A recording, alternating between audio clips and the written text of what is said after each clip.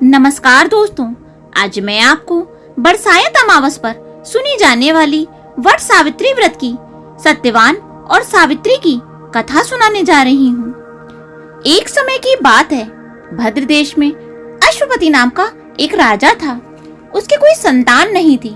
उसने बड़े बड़े पंडितों को बुलाया और पूछा, आप लोग कोई ऐसा उपाय बताओ जिससे कि मेरी संतान हो जाए। पंडित बोले, आपके भाग में संतान तो एक लड़की लिखी है, लेकिन 12 वर्ष की आयु में ही वह विधवा हो जाएगी। तो राजा बोला, विधवा हो जाएगी तो कोई बात नहीं, कम से कम संतान तो होगी, मेरा निपोता नाम तो नहीं रहेगा।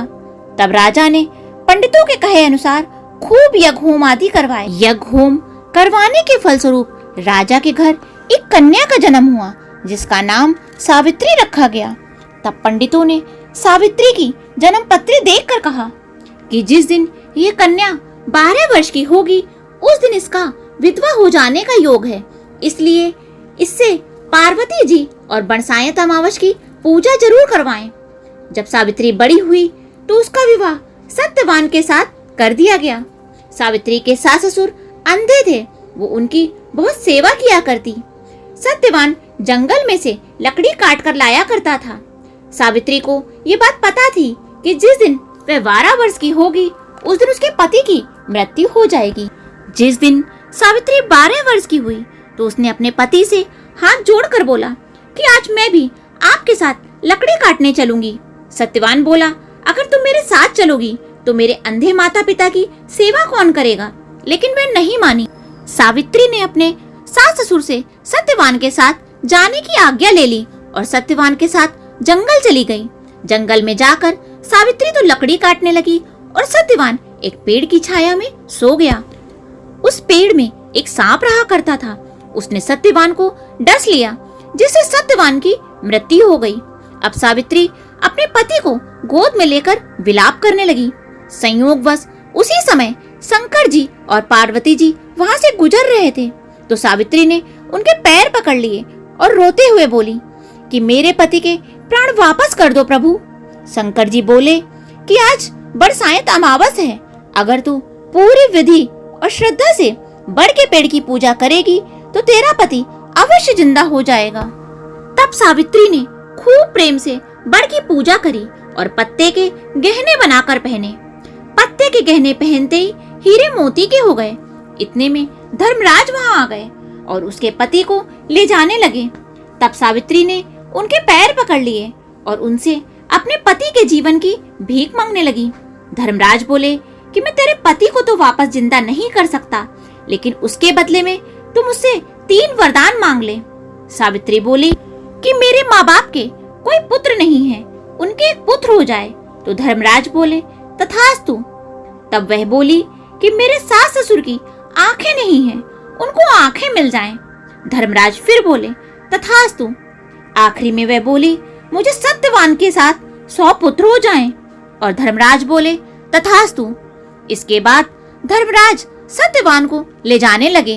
तो सावित्री बोली कि हे महाराज, अगर आप मेरे पति को ही ले जाएंगे तो मुझे 100 पुत्र कैसे होंगे? तब धर्मराज ने कहा, हे सती, तेरे भाग में सुहाग तो नहीं था, लेकिन बरसायत अमावस और पार्वती जी की पूजा करने से तुझे तेरा सुहाग वापस मिल गया। उसके बाद राजा ने पूरे नगर में ढिंडोरा पिटवा दिया कि बरसायत अमावस को बड़ की पूजा करने से सुहाग अमर हो जाता है। हे भगवान, जैसे बरसायत अमावस ने सावित्री को सुहाग दिया, वैसे ही सबको देना। इस कहानी को कहने वाले, सुनने वाले और सारे परिवार को देना, हमें भी देना। बोलो शंकर भगवान माता पार्वती की जय। इसके बाद बिंदायक जी की कथा। एक बार बिंदायक जी महाराज एक चुटकी में चावल और एक चम्मच में दूध लेकर घूम रहे थे और कह रहे थे कि कोई मेरी खीर बना दो, पर किसी ने उनकी बात पर ध्यान नहीं दिया। एक बुढ़िया माई ने देखा तो बोली, ला मैं खीर बना दूं। वो एक कटोरी लेकर आई। तब बिंदायक जी बोले, अरे बुढ़िया माई, कटोरी क्या लाई है, बड़ा सा भगोना लाकर चढ़ा। तो बुढ़िया माई बोली, इतने बड़े भगोने का क्या करोगे, ये कटोरी ही बहुत है। तब बिंदायक जी बोले, तू चढ़ा कर देख तो सही।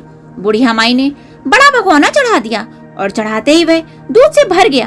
तब बिंदायक जी बोले, मैं जरा बाहर से जाकर आता हूँ, तू खीर बनाकर रखना। खीर बनकर तैयार हो गई, लेकिन बिंदायक जी महाराज आए नहीं। तो बुढ़िया माई का मन ललचा गया और वह किवाड़ के पीछे बैठकर खीर खाने लगी और बोली, आओ बिंदायक जी महाराज, भोग लगाओ। इतना कहते ही बिंदायक जी महाराज आ गए और पूछने लगे, बुढ़िया माई खीर बन गई क्या? तो बुढ़िया माई बोली, हाँ बन गई, आओ जीम लो। तब बिंदायक जी बोले, मैं तो जीम लिया। तो बुढ़िया माई बोली, आपने कब जीमा? तो बिंदायक जी बोला, जब तू खाने बैठी थी और तूने भोग लगाया, मैं तो तभी जीम लिया। तब बुढ़िया माई बोली, हे महाराज, तुमने मेरा तो पर्दाफाश कर दिया, लेकिन किसी और का पर्दाफाश मत करना। तब बिंदायक जी ने उसके घर में अन्न धन का अटूट भंडार भर दिया। हे बिंदायक जी महाराज, जैसा उस बुढ़िया माई को दिया वैसे सबको देना। इस कहानी को कहने वाले, सुनने वाले, हुंकारा भरने वाले और पूरे परिवार को देना और साथ में मुझे भी देना। बोलो गणेश जी महाराज की जय।